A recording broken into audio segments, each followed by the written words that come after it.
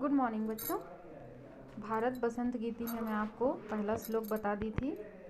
अब दूसरा श्लोक से आपको पढ़ाऊंगी। याद रखिएगा।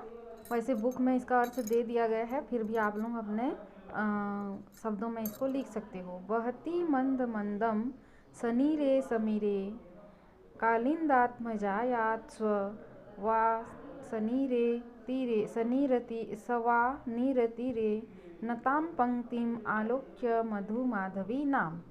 बहती माने बहता है, मंद मंदम माने धीरे धीरे, सनीरे समीरे मतलब सनीरे और सनीरे का जल से पूरित हवा। सनीरे माने होता है जल से पूर्ण और समीर माने हवा। कालिंद आत्मजाया मतलब कालिंद माने यमुना नदी को कहा गया है।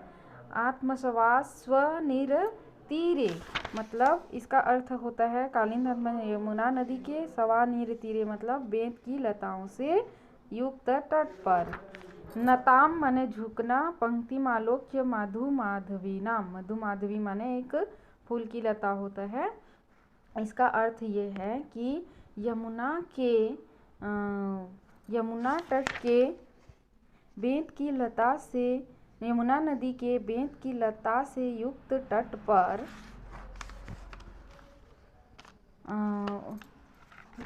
बहती यमुना नदी के बेंत की लता से बहते तट पर जल बिंदु से पूर्ण हवा के, यहाँ पे जल बिंदु, यहाँ पे सनीरे माने होता है जल से पूर्ण हुआ है ना, जल बिंदु से युक्त हवा के मंद मंद बहने से फूलों से झुकी हुई मधु माधवी लता को देखकर, है ना, नताम पंक्ति आलोक्य फूलों से झुकी हुई मधु माधवी की लताओं को देखकर हे वीणा, हे वाणी वीणा को बजाओ।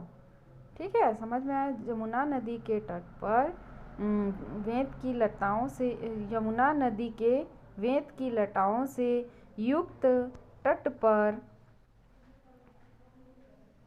जल बिंदुओं से पूरित हवाओं के मंद मंद बहने पर मधु माधवी लता के पंक्तिबद्ध समूह को देखकर हे वाणी वीणा को बजाओ। ये हो गया उसका अर्थ। ललित पल्लवे पाद पे पुष्प कुंजे। ललित पल्लवे माने सुशोभित हो रही है या आकर्षित कर रही है। पादपे पुष्प कुंजे, पुष्प कुंज माने होगा पुष्पों का समूह या पंक्ति। ठीक है। पादप माने पत्ता। मलय मारुतो चुंबिते मंजू कुंजे। मलय मारुतो चुंबिते माने चंदन की सुगंधित वायु से स्पर्श किए गए। मंजू कुंजे का अर्थ होता है सुंदर लताओं से आच्छादित स्थान। ठीक है।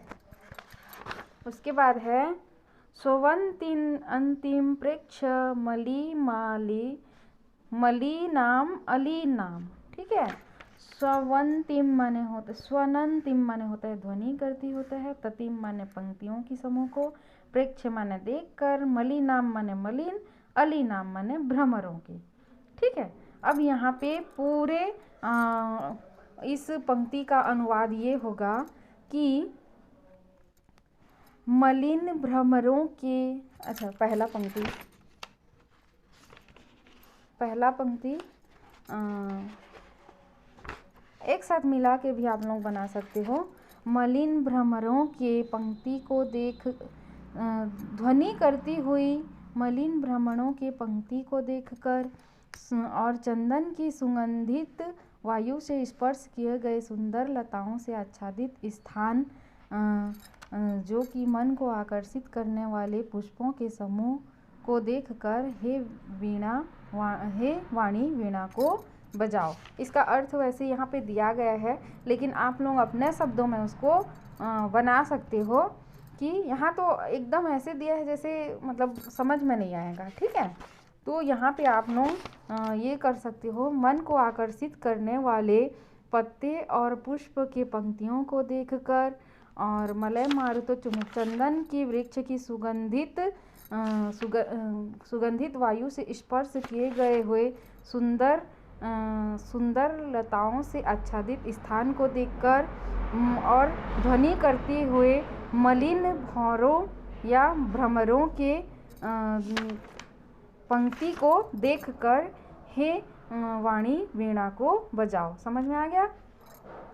मन को आकर्षित करने वाले पत्ते पुष्प के पंक्ति को देखकर, चंदन के वृक्ष के सुगंधित वायु से स्पर्श करने वाले सुंदर लताओं के से आच्छादित स्थान को देखकर और ध्वनि करते हुए मलिन भौरों के पंक्ति को देखकर हे वाणी वीणा को बजाओ। ठीक है। अब है अगला, लतानां नितांतम सुमम शांति शीलम, है ना। नितांत, सुमन माने पुष्प, शांति शीलम शांत होना, ठीक है, शांति से युक्त। चलित छुलित कांत सलीलम सलीलम, ठीक है। उच्छलित माने उच्छलित हो उठे, कांत सलीलम माने स्वच्छ जल। तब आकर्ण वीणाम मदीनाम नदीनाम, आकर्ण माने सुनकर। इसका मतलब ये होगा कि